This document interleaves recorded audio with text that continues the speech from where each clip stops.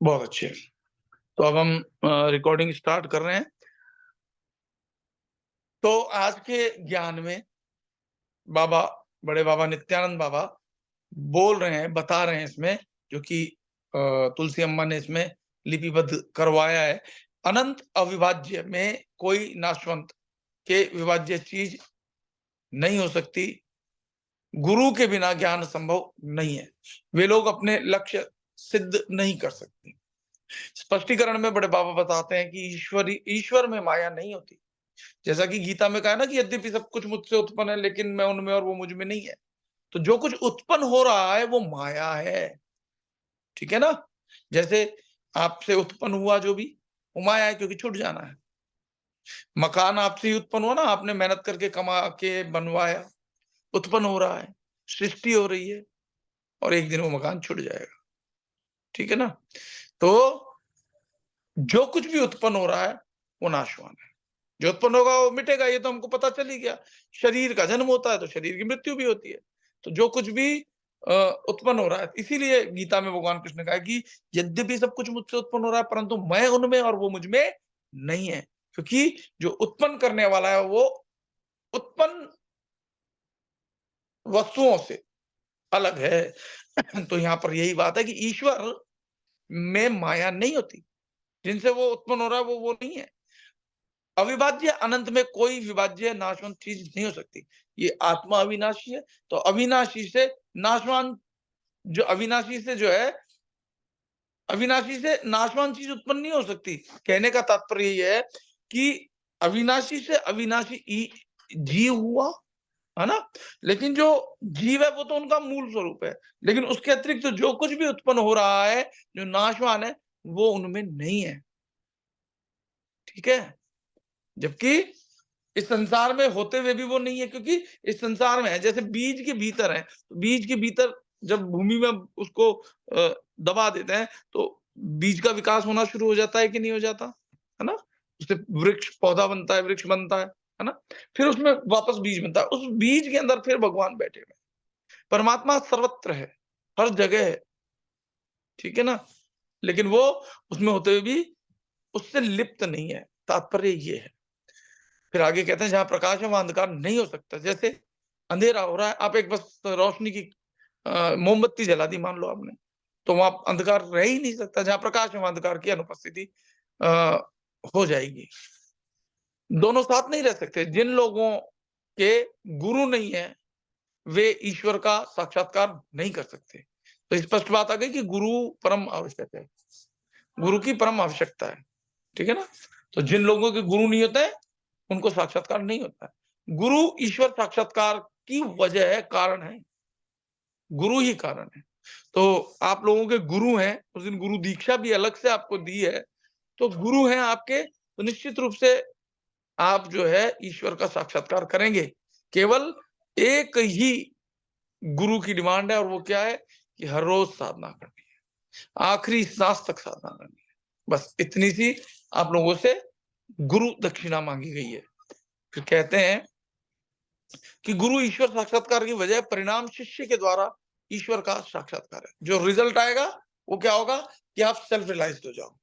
अगर हो गए तो वो रिजल्ट है, नहीं हुए तो वो भी रिजल्ट है, तब तक जब तक कि आपको साक्षात्कार नहीं होता। 186 में बड़े बाबा बताते हैं कि मनुष्य की भौतिक आंख की कल्पना करें, अंध मानवी के हाथ में मोमबत्ती हो तो भी उसके लिए रोशनी कुछ काम की नहीं है। जैसे कोई व्यक्ति अंधा है, अब मैं उसके हाथ सामने मोमबत्ती भी लेके चला जाऊं, या वो अंधेरे में भी है, तो उसको कोई फर्क नहीं पड़ेगा, क्योंकि उसे रोशनी का ज्ञान नहीं है। जिन लोगों के पेट भरे हुए हैं उन्हें ज्यादा आहार की जरूरत नहीं होती। खाना तैयार हो तो उसकी खुशबू से हम पेट नहीं भर सकते। तैयार आहार खाते ही, तैयार आहार खाते तभी हमारा पेट भरता है। सुवर्ण का टुकड़ा हाथ में रखने से उसका कोई उपयोग नहीं हो सकता। ठीक है ना? सोने को हाथ में रख ले तो उससे कोई उपयोग थोड़ी ना होने वाला है उसका। उसका उपयोग तो तब होने वाला है जब सोने को या तो पहना जाए। अच्छा, अगर पेट भरना है तो सोना काम का नहीं है। पेट तो आहार से ही भरा जाएगा, खाने योग्य पदार्थ से ही भरा जाएगा। उसे अग्नि में पिघलाकर उसके अंदर का कचरा दूर करना चाहिए, तभी वह प्रकाशित होता है। उसी तरह मन का कचरा इच्छा और क्रोध। मन का कचरा क्या है? इच्छा और क्रोध। और मैं उसमें भी मूल कहूंगा इच्छा। इच्छा के कारण ही क्रोध की उत्पत्ति होती है, क्योंकि इच्छा पूरी हो जाए तो आसक्ति बढ़ती है, इच्छा पूरी ना हो तो क्रोध आता है ना? तो इच्छा और क्रोध ही उसके कारण है, जैसा कि गीता में भी बताया गया है। भगवान कृष्ण ने भी यही बातें कही हैं। तो मन का कचरा क्या है? ये लिख लो आप कि मन का कचरा है इच्छा, और बड़े बाबा ने कहा है तो क्रोध। ठीक है ना? मन की इच्छा है, मन के अंदर जो कचरा हुआ है इच्छा और क्रोध, इनका नाश होना चाहिए। कैसे होगा? रोज आप साधना करोगे, अभ्यास करोगे तो धीरे धीरे धीरे धीरे कचरा साफ हो जाएगा, आप शिव बन जाओगे। शिव बनने का मतलब क्या है? कि इच्छा यानी कामना को आपने भस्म कर दिया, शिव हो गए। कामदेव को भस्म सिर्फ शिव ही तो कर सकते हैं, इसीलिए तो कथा आती है कि कामदेव को भस्म कर दिया। स्पष्टीकरण में बड़े बाबा बताते हैं कि अंध मानवी के लिए रोशनी कुछ काम नहीं है, कुछ काम की नहीं है, भले ही वह मोमबत्ती हाथ में रख करके खड़ा हो।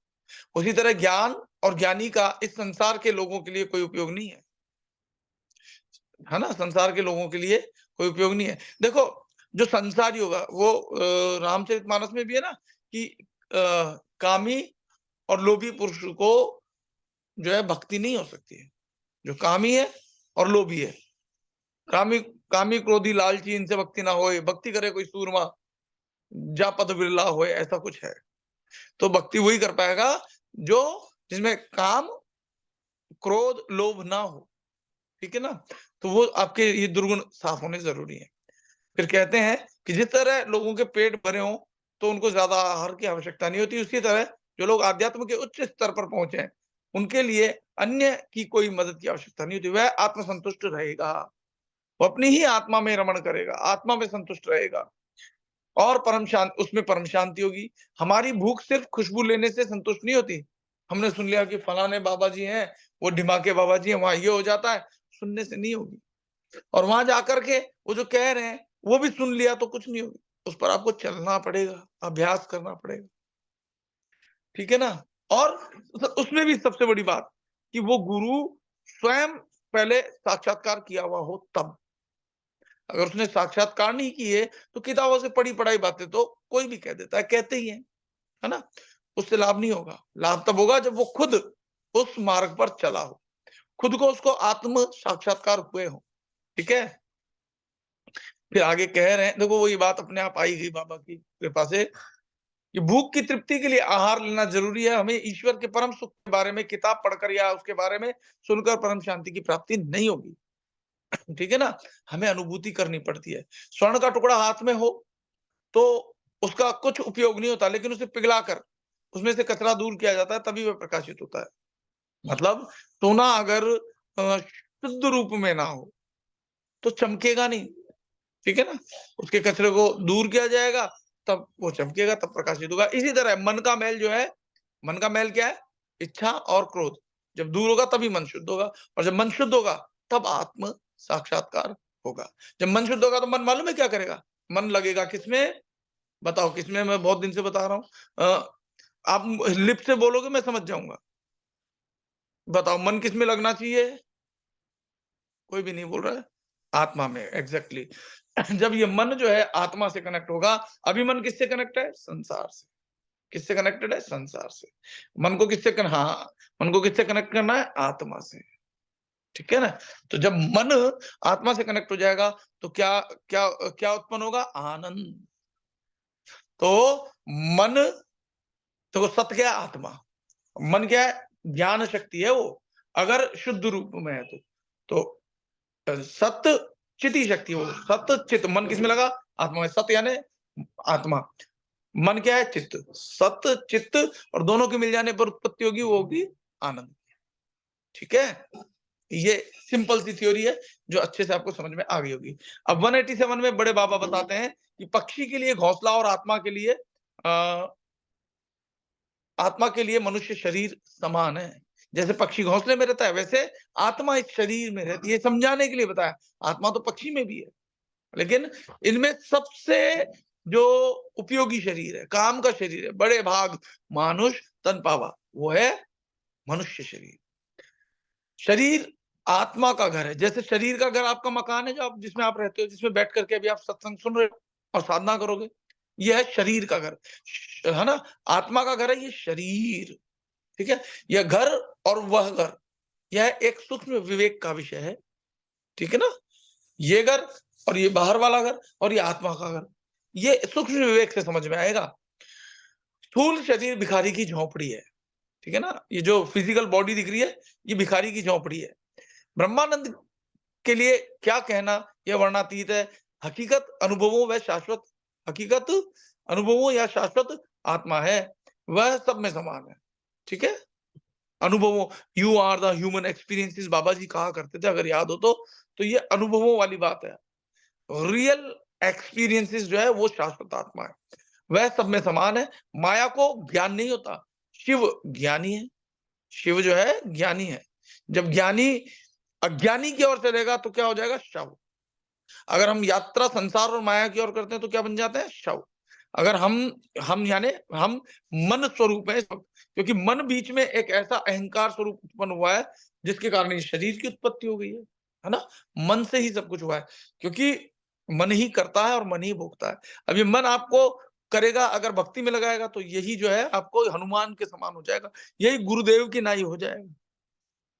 फिर कहते हैं कि माया चंचल है। माया मानवी को यह या वह चीज के लिए भ्रमित करती है।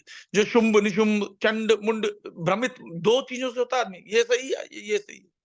भ्रमणा तभी होगी जब ड्युअलिटी होगी। अगर कोई एक ही चीज है तो फिर भ्रमणा कैसी? परमात्मा जब एक है तो कैसी भ्रमणा? परमात्मा बहुत सारे होंगे, राम बड़ा के कृष्ण, शिव बड़ा के विष्णु, हनुमान बड़ा के कौन, तब भ्रमणा होगी। अब आपको पता है कि वो एक ही है तो क्या भ्रमणा, आप बताओ? मैं आपको चॉइस ही नहीं है, एक ही है, तो फिर क्या भ्रमणा है? कोई भ्रमणा है ही नहीं। भ्रमणा होती है जब ड्युअलिटी आती है। समझ में आ रही है बात आपको? समझ में आ रही है ना? कमला बहन कुछ पूछना चाह रहे हैं शायद, मैं एक बार सत्संग खत्म होने के बाद आपको मौका दूंगा, है ना? तो लेकिन याद रख लेना आप प्रश्न अपना, है ना? लेकिन वह कुछ काम का नहीं है। माया को शिव में एक कर दीजिए। हरि हरि अर्थात माया की वजह से चित्त भ्रम हो कर दौड़ते रहना, वह भ्रमणा के सिवा और कुछ नहीं। यानी मैं मुंह से हरि हरि राम राम कुछ भी बोलूं, लेकिन मेरा ध्यान कहाँ है? संसार माया में, तो कोई काम का नहीं है। वह भ्रमणा के सिवाय और कुछ नहीं है। आप शिवमय हो जाएं और मन की भ्रमणाओं को मन में सीमित कर दीजिए। आपको शाश्वत आनंद शिव ने दिया है। शिव मुक्ति दाता है, शिव भक्ति दाता है। हरि अर्थात माया। देखो यहाँ नित्यानंद बाबा हरि को माया के रूप में इस्तेमाल कर रहे हैं। हरि भी भगवान ही है। सिंपल सी दो अक्षर का भेद यह है कि संसार की ओर जाने वाला नाम माया है और आत्मा की ओर ले जाने वाला नाम शिव है, ठीक है? इसलिए हरि को आप किस रूप में जो है जान रहे हो, क्योंकि सब कुछ भाव रे, है ना? फिर कह रहे हैं कि हरि अर्थात माया, और माया मतलब मन को जगत में घुमाते रहना। शिव सारे विश्व को खुद में केंद्रित रखते हैं। माया में लीन रहना मतलब खुद को नीचा करना, लेकिन शिव का स्मरण परम सुख का मार्ग है। शिव यानी वही अपनी आत्मा का ध्यान करना, अपने आत्मा में रमण करना। शिव यानी आत्मा। फिर कह रहे हैं मुक्ति मतलब प्राण को ऊर्ध्वगामी करना, ये है। माया मतलब बिना लगाम का घोड़ा। माया क्या करेगी? बिना लगाम का घोड़ा, ये भी ले लूं वो भी ले लूं, अरे पैसे 5 लाख हो गए, 50 लाख होने चाहिए, ये माया। और एक एकत्रीकरण करना यानी उस तरफ कहीं ध्यान नहीं है, सिमट समट करके अपने भीतर ही अपने आप में रमण करना, ये जो है ये सत्य है, ये आत्मा है, ये शिव है। स्पष्टीकरण में बड़े बाबा बताते हैं कि शरीर वह आत्मा का शाश्वत घर नहीं है। शरीर जो है आत्मा का शाश्वत घर नहीं है। आत्मा का घर तो है, लेकिन हमेशा रहने वाला घर नहीं है। पक्षी के लिए जो स्थान घोंसले का है, क्योंकि पक्षी का घोंसला भी गिर जाता है, टूट जाता है, वह स्थान आत्मा के लिए शरीर का है। मानव शरीर को आत्मा के घर के तौर पर मान्यता और आत्मा स्वयं के तौर पर जो समझ है वह सूक्ष्म विवेक की बात है। सूक्ष्म विवेक की बात है। उसी तरह मानव शरीर यह घर वह घर ऐसा मानना, लेकिन मानवी की आत्मा के तौर पर न माना जाए तो वह भी उस सूक्ष्म भेद विवेक का विषय है। इसलिए जो कुछ है वो आत्मा ही है, क्योंकि ये शरीर भी जो है किसमें निवास करता है? आत्मा में। कैसे? हमने पहले जब बाबा ने बताया था ना कि इस सर्वात्मा में एक जो सर्वात्मा परमात्मा की जो परमात्मा है, उसमें सभी आत्माओं का निवास है ना? और सभी आत्माओं का वास है, यानी जितने शरीर हैं वो किसमें है? उस परमात्मा में। और वो जो शरीर है उनमें कौन है? वो परमात्मा। तो सब में वो परमात्मा है और परमात्मा में वो सब है। ठीक है? लेकिन इन सब में होते हुए भी परमात्मा माया में नहीं है। ठीक है? फिर आगे कह रहे हैं कि उसी तरह मानव शरीर ये घर वह घर ऐसा मानना मानवी की आत्मा के तौर पर न माना जाए तो वह भी सूक्ष्म भेद विवेक का विषय है। सूक्ष्म स्थूल शरीर भिखारी का घर है। ठीक है ना? ये स्थूल शरीर जो है भिखारी का घर है, मांगता ही रहता है, भगवान मुझे ये दे देना, मुझे वो दे देना। ठीक है ना? ब्रह्मानंद का विवरण नहीं कर सकते, वह वर्णातीत है। हकीकत में शाश्वत आत्मा एक है और वो सब में एक समान है। आत्मा एक है ना आपके भीतर, वो एक ही चला रहा है ना सब कुछ। पूरा शरीर, सांस आ रही है, जा रही है, रक्त बह रहा है ना? अपने आप हृदय धड़क रहा है। आपने भोजन किया सुबह, अपने आप जो मल है वो निष्कासित हो रहा है। पानी पिया, अपने आप सब कुछ हो रहा है ना, फैक्ट्री अपने आप चल रही है ना भीतर की, वो अपने आप जो चल रही है, वो आत्मा के कारण चल रही है। वो परमात्मा के कारण चल रही है। वो एक है, आप में एक ही है ना। अगर आप में आत्मा 2 हो जाए, तो बड़ी दिक्कत हो जाएगी। जैसे कइयों में प्रेत आत्मा जब कब्जा कर लेती है, तो बड़ी दिक्कत हो जाती है। कोई दुष्ट आत्मा शरीर में प्रवेश कर जाती है, बड़े उत्पात मच जाते हैं। वो आत्मा एक ही है, ठीक है? वो आत्मा एक है। और ये शरीर जो है community of so many cells है। लेकिन इस शरीर के जो सेल्स हैं उनकी इंडिविजुअल जो है कॉन्शियसनेस तो हो सकती है, लेकिन आत्मा एक ही है। जिस प्रकार से ये जो सभी इंडिविजुअल कॉन्शियसनेस, इंडिविजुअल सेल्स की कॉन्शियसनेस है, लेकिन वो आत्मा एक ही है। अगर वो सारी कॉन्शियसनेस कलेक्टिव हो जाए, एक हो जाए, एक ही धारा में बहे, तो जीवन अच्छा चलेगा। ठीक है ना? और उस आत्मा से जागृत बुद्धि के अनुसार अगर मन चलेगा, तो शरीर अच्छे कार्य करेगा। है ना? सुबह योग प्राणायाम व्यायाम करेगा, एक निश्चित मात्रा में भोजन करेगा जितनी शरीर को आवश्यकता है, स्वाद के कारण ज्यादा नहीं करेगा। जो भोजन करने योग्य है वही करेगा, जो नहीं करने योग्य है वो नहीं करेगा। मांसाहार नहीं करेगा। उसे पता होगा कि जिस प्रकार से मेरे शरीर को कष्ट होता है, कोई मुझे चाकू लेके मारने आए तो मैं कैसे भयभीत होता हूँ, ऐसे ही किसी पशु को मारते हैं तब वो कितना भयभीत और फड़फड़ाता है। वो ही मैं खाऊंगा तो उसका जो है वो डर और वो सब हमारे भीतर पैदा हो जाता है। तो ये सब चीज समझ में आने लगेगी जैसे जैसे आप भीतर उतरोगे। फिर कहते हैं हकीकत में शाश्वत आत्मा एक है और वो सब में एक समान है, किसी में भेद नहीं है उस मामले में। आत्मा के मामले में शरीरों में भेद हो सकता है। फिर कहते हैं हकीकत कि हरि अर्थात माया शिव जगत के सर्व ज्ञाता है। माया ज्ञान नहीं है, माया जो है ज्ञान नहीं है। माया की वजह से मन चंचल रहता है और मानवी को यहाँ वहां घुमाता है। शिव एक केंद्रीय है। मानवी माया में लीन होकर यह चाहिए कि वह, ऐसा कहने का क्या मतलब है कि ये चाहिए वे चाहिए। जो मनुष्य माया का हरदम चिंतन करके इच्छाओं की तृप्ति के लिए प्रयास करता रहता है, वह कभी सुखी नहीं रहता है। आज बंगला हो, गाड़ी भी हो, ये भी हो, वो भी हो, इच्छाएं कभी समाप्त नहीं होती। जैसे कि असुर जो हुआ करते थे, वो पूरी पृथ्वी को जीतने के बाद कहते थे अब क्या करें? बोले अब ब्रह्मलोक पे आक्रमण, अब इंद्रलोक पे, फिर ब्रह्मलोक पे, स्वर्ग लोक, फलाना लोक, ढिमका लोक। उनकी क्योंकि जो है इच्छाएं कभी नहीं मरती। लेकिन अगर आपने इच्छाओं को मार दिया, यानी कामदेव को मार दिया, तो फिर आप शिव ही तो हो। इतना सा समझना है। और शिव यानी आत्मा, राम यानी आत्मा, क्योंकि राम नाम सत्य है। सत्य क्या है? जो मिटे ना। तो आत्मा कभी नहीं मिटती। गीता के दूसरे अध्याय में कहा गया है कि नैनम छिन्दन्ति शस्त्राणि नैनम दहति पावक। तो आत्मा की ही बात हो रही है सब जगह। लेकिन जो नहीं समझेगा, वो बाहर के शरीरों को पूजेगा, बाहर की मूर्तियां बना करके पूजेगा और सिंबॉलिक पूजा को ही सत्य पूजा मानेगा। वास्तविक पूजा आपके भीतर जो परमात्मा बैठा है उसको भूल करके किसको ढूंढ रहे हो? और जो आपके भीतर वाले परमात्मा बैठे हैं, जो अनुभव आपको भीतर हो रहे हैं, उस अनुभव से आप सामने वाले में भी उसी को जब देखोगे, तो आप कैसे किसी को कष्ट दे सकते हो बताओ? जैसे आपको भूख लगती है तब आप समझ पाओगे कि भूख से क्या पीड़ा होती है, तो सामने अगर कोई भूखा है, आप उसको भोजन दिए बिना रह ना सकोगे। ये बिल्कुल सच कह रहा हूँ। वो कब होगा? तब मालूम है आप अपनी थाली का भी भोजन दे दोगे। वो तब होगा जब आपको सेल्फ रियलाइजेशन हो जाएगा। आप भूखे रह जाओगे लेकिन उसको पहले खिलाओगे। क्यों? क्योंकि आपको उसकी पीड़ा पता है कैसा लगता है। क्योंकि अब आप उस पीड़ा से बाहर आ चुके हो तो दूसरे की पीड़ा दूर कर सकोगे। फिर आगे कहते हैं कि इच्छाओं का दहन करके हरि को हर में एकाकार कर देना चाहिए। देखो हरि यहाँ क्या है? माया। और हर क्या है यहाँ? हरि हरा, हरि हरा, तू ही भज ले मना। तो यहाँ पे जो हरि है वो मन कहा गया है ना? और हरा जो शिव है, मन को शिव में लगा देना।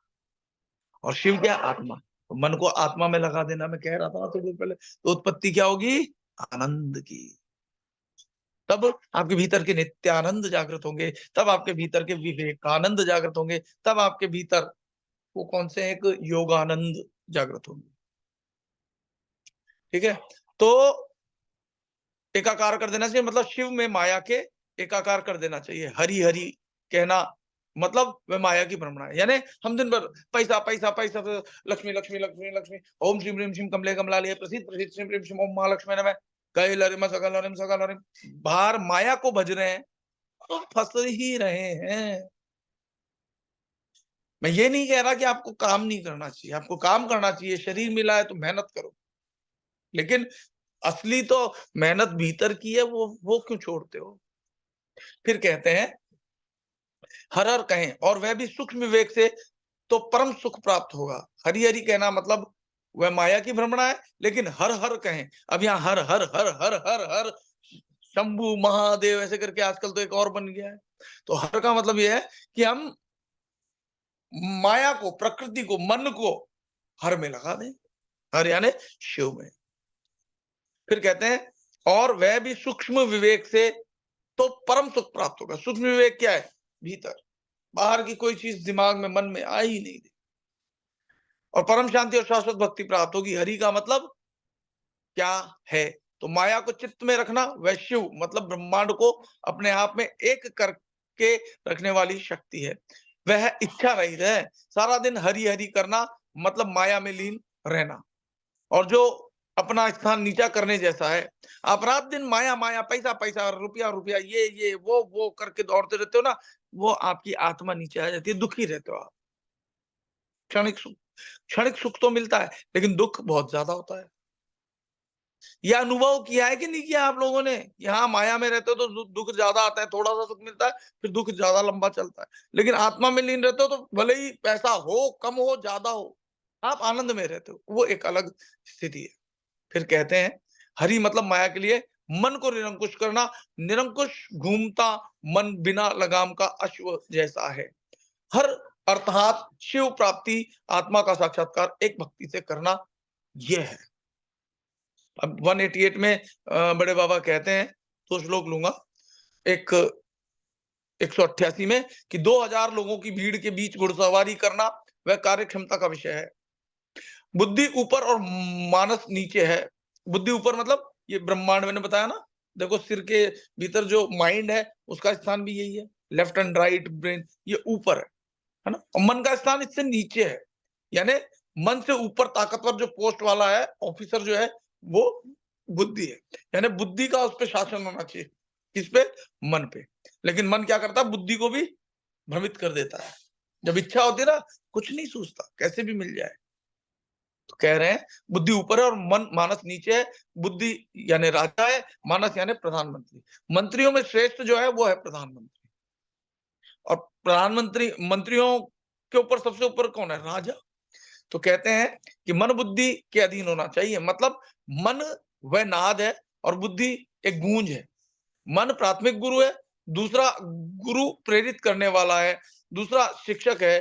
प्राथमिक गुरु वह है जो कि खुद अभ्यास करता है। तो आप खुद अभ्यास करोगे, वो आपका प्राथमिक गुरु है, जो भीतर का मैं कह रहा। और एक बाहर से जो आप तक की बात जा रही है, ये मन सुन रहा है, मन उस पर चलेगा, तो सदगुरु आपको ज्ञान देंगे, बुद्धि। ठीक है ना। आत्मा का साक्षात्कार या अनुभूति वह प्राथमिक गुरु है। आप दूसरे गुरु की इच्छा करोगे तो ही गुरु होते हैं, ठीक है ना? प्राथमिक गुरु तो भीतर है ही। अब दूसरे गुरु जो भीतर वाले को लखा दे, समझा दे। बाहरी गुरु से भीतर वाले गुरु, वो तो है भीतर वाला गुरु, उसको बस जना दे, लखा दे। जब किसी चीज को प्राप्त करने की या रखने की इच्छा हो, तब आनुषंगिक गुरुओं की जरूरत होती है। आनुषंगिक गुरु वह है जो कि तालाब की ओर ले जाते हैं, और प्राथमिक गुरु वह जो खुद तालाब में से पानी पीते हैं। ठीक है, समझ में आ रहा है ना भेद? बाहर का गुरु आनुषंगिक, और भीतर से जब आप अभ्यास करके उससे जुड़ते हो, वो वास्तविक गुरु, प्रथम गुरु। प्राथमिक गुरु अपने प्राथमिक गुरु आप में रहने वाले अंधकार के रहने वाले अज्ञान के अंधकार को दूर करते हैं और प्रकाश देते हैं। भीतर आपको प्रकाश होगा। मैं जो लाइट और नाद की कहता हूं, उसके पीछे पीछे चलने की बात जो कहता हूं, वो भीतर के गुरु हैं। और बाहर से रास्ता तो मैं बता रहा हूं ना कि भाई ऐसे प्रकाश होगा, यहाँ ध्यान टिकाओ, ऐसे ऐसे चलो। आपको कहीं कोई समस्या आती है, मुझसे प्रश्न करो, मैं उसका अपने अनुभव के आधार पर आपको जवाब दूंगा, हल करने की कोशिश करूंगा। ये अनुषंगिक गुरु। लेकिन जो गुरु आत्मा का ज्ञान कराए, वो सदगुरु है। जैसे मैं आपको सिर्फ आत्मा की ही बातें करता हूं, मैं अब ये बातें नहीं करता हूं कि ये पैसा कमाने के लिए मंत्र कर लो, वो मंत्र कर लो। हालांकि नए लोगों को ये थोड़ा बताना पड़ता है, क्योंकि उनको वो जुड़ेंगे कैसे? पहले उनको माया की साधना कराई जाएगी, तब वो लोभ लालच में आएंगे, और फिर उनके लोभ लालच को धीरे धीरे परिवर्तित कर दिया जाए, उनके भीतर की कामनाओं को नष्ट करके उनको शिवमय कर दिया जाए। ये तभी संभव होगा जब पहले उनको थोड़ा सा बताया जाए, थोड़ा संसार दिखाया जाए, फिर वो धीरे धीरे समझ जाएंगे। फिर कहते हैं प्राथमिक गुरु आप में रहने वाले अज्ञान के अंधकार को दूर करते हैं और प्रकाश देते हैं। अंधकार मतलब अज्ञानता, ज्ञान अर्थात प्रकाश। सूक्ष्म विवेक का मार्ग माया एक और रख कर बताए वही सच्चा गुरु है। मैं माया को अब साइड में रख करके आपको, कई लोग, मेरे पास बहुत फोन आते हैं आजकल, और ये फोन यही आते हैं कि भैया मेरे को वो वशीकरण करा दो, मेरे को वो लड़की दिला दो। लड़की के का भी फोन आया कि मुझे एक लड़के से ये है, मुझे वो दिला दो। मैंने कहा भाई हमारे वशीकरण साधना आदि नहीं की जाती है, सॉरी, कह दिया मैंने स्पष्ट। क्योंकि बल्कि मैं उनको और ज्यादा माया में धकेल दूंगा अगर ये सब करूंगा तो। फिर दूसरी बात, हालांकि कुछ दिन पहले एक वो कौन सी कौर थी, उनके लिए मैंने हीलिंग भी की। लेकिन हीलिंग से पहले उन्होंने इतनी रिक्वेस्ट की, इतना सब कुछ किया, तो मैंने कर दी। लेकिन बस उनको वही कि बच्ची के ये के लिए और कर दो, वो कर दो, मैं आपसे जुड़ूंगी, पैसे भेज दूंगी। मैंने कहा पैसे की जरूरत नहीं है, मैं वैसे ही कर दूंगा, एक दिन कर देंगे हम। तो लोग बाग सिर्फ स्वार्थवश जुड़ते हैं।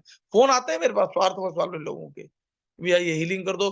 अभी दो एक दिन पहले हमारे ही पुराने ग्रुप के, हमारे ही साथ जो गए थे गणेशपुरी, उनका भी फोन आया था, भैया सब कुछ अच्छा हो गया है, आपने मुझे तो ग्रुप से हटा दिया। मैंने कहा देखो साधना करते हैं उनको नहीं हटाता हूँ, जो साधना नहीं करते हैं फिर उस ग्रुप में रहने का फायदा क्या? बहुत सारे ग्रुप है, उसमें आप रह जाओ, मना थोड़ी ना है। नहीं भैया मैं अभी मेरा थोड़ा सा काम रह गया है, मैं फिर रेगुलर जुड़ूंगी। ये मैंने कहा ठीक है, अब मेरे लिए ये प्रे करना, ये हीलिंग करना। लोगों को ये तो विश्वास है कि मैं हीलिंग करता हूं तो शायद उनको फायदा होता होगा, मुझे नहीं पता उनको होता है नहीं होता है। वो अगर होता है तभी तो फोन करते होंगे, ऐसा मुझे लगता है। खैर, आगे बढ़ते हैं। हालांकि मैं कहने को कह तो मैं रहा हूं, लेकिन करने वाले तो कोई और ही है, जो कर्ता पुरुष होते हुए भी अकर्ता है। तो कह रहे हैं कि गुरु ब्रह्मांड का देव है, ठीक है ना? एक दूसरे का गुरु नहीं बन सकते, अर्थात एक वह अनुषंगिक गुरु है। गुरु ब्रह्मांड का देव है, वह ओमकार ही ब्रह्मा, वही विष्णु, वही महेश्वर है, जो पर ब्रह्म का मूल है। ठीक है? विष्णु मन की वृत्तियां है, शिव शरीर का क्षणगार है, ब्रह्मेश्वरा अर्थात शरीर भाव का त्याग करना। जिस तरह नारियल की खाल को खोपरे से अलग किया जाता है, उसी तरह शरीर के भाव को अलग करना ही सही अर्थ है। ये जो शरीर भाव में पशु भाव कहते हैं हम शरीर भाव को, और पशुपति कौन है आप समझ गए होंगे। आप समझ में आ रहा है पशुपति कौन है? जानते हो ना? पशुपति जो इस शरीर का भी मालिक है। मालिक मतलब जिस, शरीर के ऊपर शासन करने वाला कौन है? शिव। ये शरीर अगर शरीर भाव है तो पशु भाव, और पशुओं के ऊपर जो उसका राजा, उसका मालिक है, वो है पति। पति का मतलब ही स्वामी होता है। पति परमेश्वर, ठीक है ना? तो पति का मतलब स्वामी, लक्ष्मीपति यानी लक्ष्मी के मालिक, धनपति, करोड़पति, लखपति, अरबपति, खरबपति मतलब खरबों का मालिक, अरबों का मालिक, ठीक है? स्पष्टीकरण में मैं फटाफट पढ़ देता हूं क्योंकि मैं वहीं पे बताता चला हूं। 2000 घोड़ों की भीड़ में घुड़सवारी करने के लिए घुड़सवार में कौशल होना चाहिए। घुड़सवार में जिस तरह अश्व के ऊपर सवार होने का कौशल होता है, उसी तरह मानवी में परब्रह्म के साक्षात्कार के लिए सतर्कता और कौशल्य होना चाहिए। कौशल कब उत्पन्न होगा? जब अभ्यास करोगे। ये गीता में लिखा है कि अभ्यास युक्त कौनते है, कौशलम तो कौनते है। नहीं, अभ्यास अभी मुंह पे आ नहीं रहा है, कभी कभी ऐसा हो जाता है। अभ्यास योग युक्त है, कौशलम तो कौनते है, ऐसे है। तो अभ्यास से कुशलता आ जाएगी। आप रोज रेगुलर साधना करनी है, ध्यान करना है, सच्चे मन से करना है। आपकी बॉडी का एक एक सेल वाइब्रेट करता हुआ चेतना आपको महसूस हो और यहाँ नाद सुनाई दे, वो सच्ची साधना है। फिर कहते हैं, अरे वो अभ्यास से होगी। कहते हैं बुद्धि का स्थान मन से ऊंचा है, मनुष्य को अपने मन को बुद्धि के अधीन रखना चाहिए। बुद्धि राजा और मन प्रधानमंत्री है। एक सेकंड।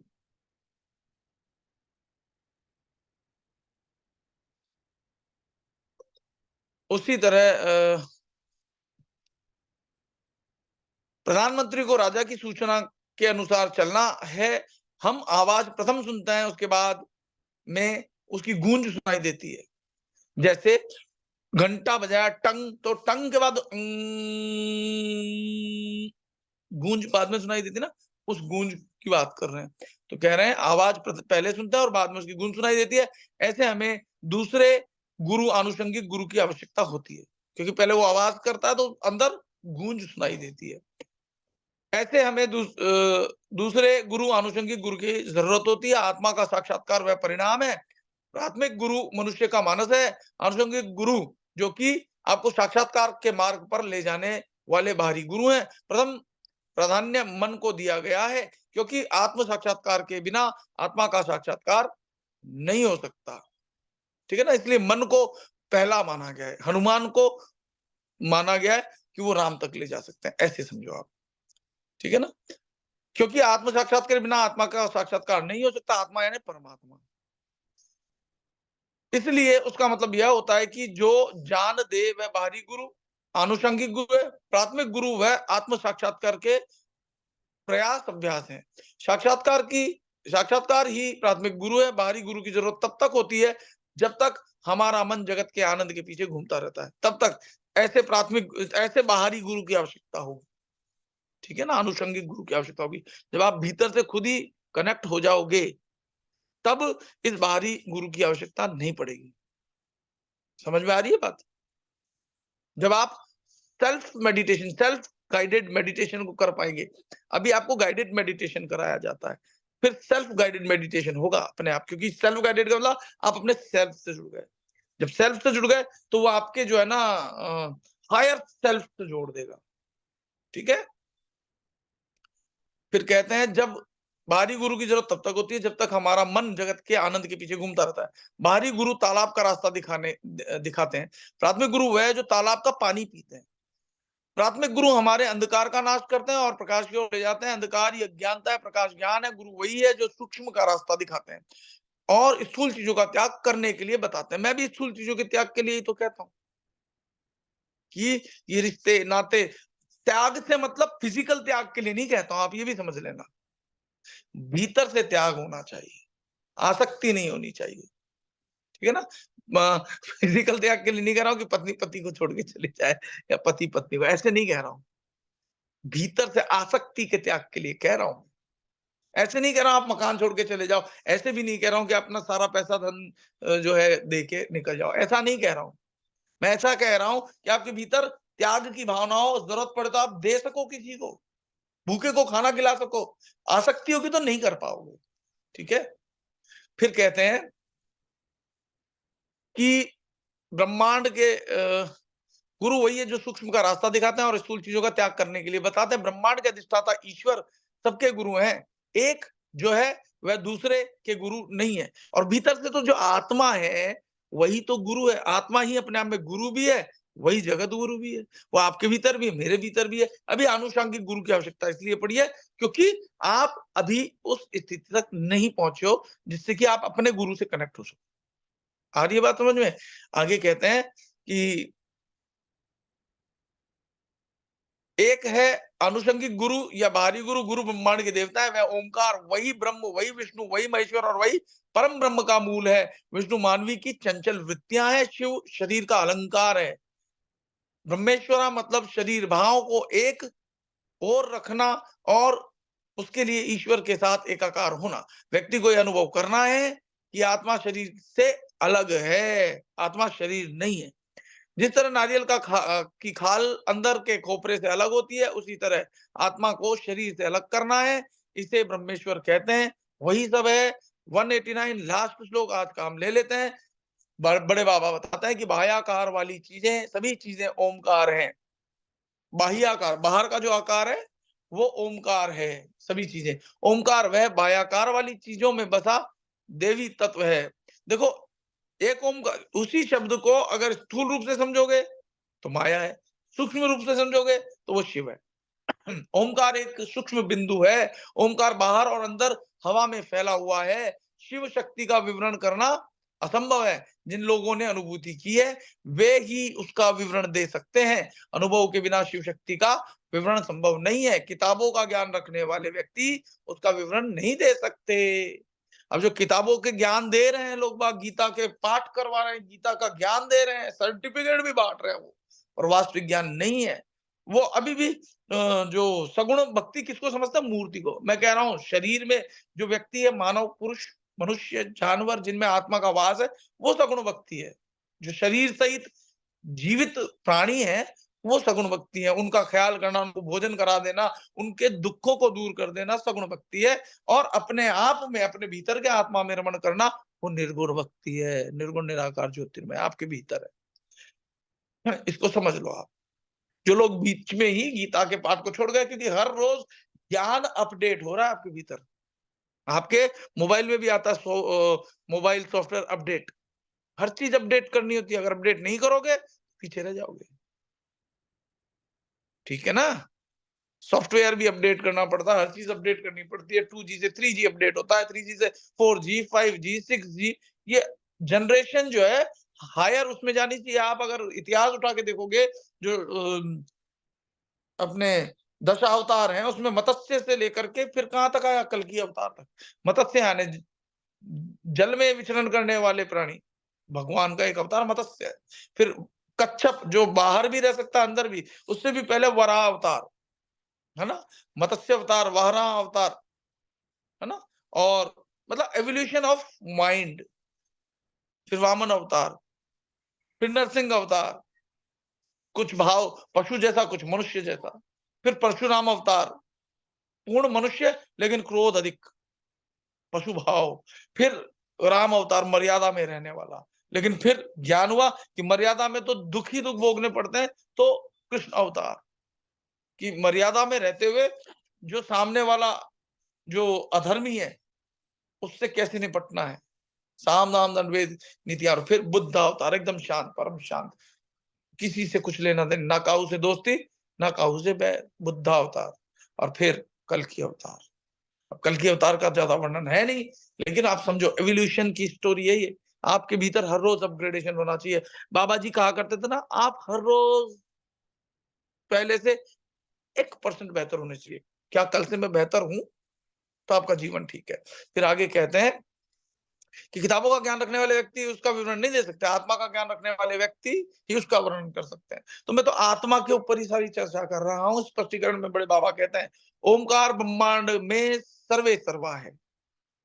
ओ आकार वाली हर चीज ओमकार है। मतलब आकार वाली जितनी भी चीजें, जैसे ये शरीर है ये आकार में, पशु है आकार में, जो भी कोई है आकार में, जो आकार में है वो सब जो है ओमकार है। और उसमें बचा बसा दिव्य तत्व ओमकार है। ओमकार एक सूक्ष्म बिंदु है जो अंतर चक्षु से दिखाई देता है, और वह दिव्य जीवन में जैसे प्रगति होती है वैसे ही स्पष्ट होने लगता है। ओमकार वायु स्वरूप के अंदर और बाहर दोनों ओर फैला हुआ है। हम सांस लेते हैं तो सांस के साथ हमारे भीतर ओम की ध्वनि जा रही होती है।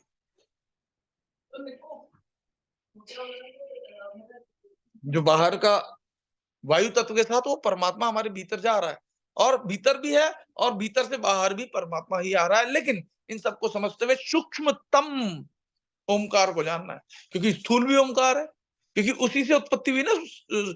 देखो, वाइब्रेशन जिससे हो रही है वो वाइब्रेशन कौन है? वो परमात्मा।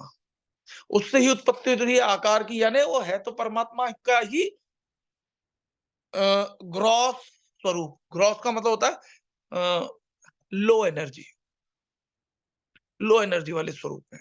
पत्थर में भी भगवान तो है, परंतु लो एनर्जी है। जब हाई एनर्जी आपके भीतर बैठी हुई है तो लो एनर्जी को क्यों पूजना, ये कहना चाह रहे हैं यहाँ पे। समझ में आ रही है बात? जिसमें भी आकार है, आकार तो उसी से उत्पन्न हुआ है ना। लेकिन वो स्वयं तो खुद ने कहा है ना बाबा ने, और पहले गीता में भी, कि सब कुछ मुझसे उत्पन्न हो रहा है। तो जो उनसे उत्पन्न हो रहा है उसको भी यहाँ कह रहे हैं कि उसमें भी आप ये रखो या परमात्मा सर्वत्र है। ठीक है? लेकिन वास्तव में अगर आपको जो हायर सेल्फ है, जो सुप्रीम कॉन्शियसनेस है, उससे कनेक्ट होना है, तो उनसे ध्यान हटा करके, माया आकारों से ध्यान हटा करके जो सूक्ष्म है उसकी ओर ध्यान ले जाना है। फिर कहते हैं कि शिव शक्ति इस विवरण में आता स्वरूप है। आता स्वरूप है। जिन लोगों ने ईश्वर के परम सुख को प्राप्त किया है वही उसका विवरण दे सकते हैं, और कोई नहीं। वैसे ही जिन लोगों को इस बारे में कोई अनुभव नहीं है उनके लिए तो संभव ही नहीं। किताबों से पाया हुआ ज्ञान क्षण जीवी है। किताबों से जो हम पढ़ते हैं वो नष्ट हो जाएगा। ठीक है ना? और जो भीतर से उत्पन्न होगा वो कभी नष्ट नहीं होगा, क्योंकि भीतर से जो उत्पन्न होता है वो जीवन है, और भीतर से उत्पन्न होता रहेगा वो जीवन ही तो है। भले ही जो उत्पन्न हुआ यानी सृजन जो हुआ, जो वस्तु सृजित हुई है वो मिट जाएगी, लेकिन जो भीतर से उत्पन्न हो रहा है, भीतर क्या है? आत्मा। जैसे एक अंडा है, अंडे के भीतर एक अंश आत्मा का है, वो फैलता है। तो भीतर से जब अंडा टूटता है तो बाहर से अंडा तो टूट गया, लेकिन भीतर से एक जीवन का निर्माण हुआ कि नहीं हुआ? और जो चूजा है वो बड़ा हो रहा है, उसके अंदर भी जीवन आत्मा है, और वो आत्मा से फिर और जीवन उत्पन्न हो रहा है। पेड़ से अनेक पेड़ होते जा रहे हैं, यानी वो जीवन आत्म स्वरूप जो है उससे ही तो ये सृष्टि चल रही है। लेकिन जिससे सृष्टि चल रही है उसको नहीं जाना तो सब बेकार है। तो सृष्टि को जानने से कोई लाभ नहीं होगा। ये बहुत गहरी बात कह रहा हूं, लेकिन समझ में कितने लोगों की आ रही है मुझे नहीं पता। ठीक है ना? तो आज इतना ही। सुबह 190 से हम फिर आगे बढ़ेंगे। तो धन्यवाद। जय नित्यानंद। आप यूट्यूब पे इसको शेयर भी करें, कमेंट भी करें। कुछ पूछना हो तो यूट्यूब पे आप कमेंट में भी पूछ सकते हैं, और अभी जिसको कुछ पूछना है वो पूछ सकते हैं। मैं फिलहाल यूट्यूब वालों के लिए यहीं तक साधना रख के आगे बढ़ता हूँ। मैं पहले स्टॉप करता हूँ रिकॉर्डिंग।